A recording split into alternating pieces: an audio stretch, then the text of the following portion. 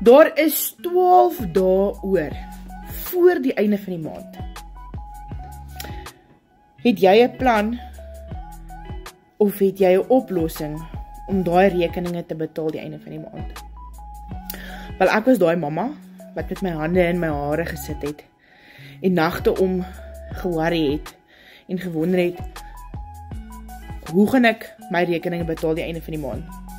En dan praat ek nie eers van, ek het dit vandag daaraan gedink nie. Ek het al die eerste van die begin van elke maand, al is my salaris in my rekening, het ek al daaraan gedink, want dit het my angstig geval, om te dink, hoe gaan ek daai rekeninge betaal? Maar Maart, toe verander alles. Toe ontdek ek die Legacy Builder program, wat vir my wys hoe ek ook in dollars kan verdien. So kom met info en ek stuur vir jou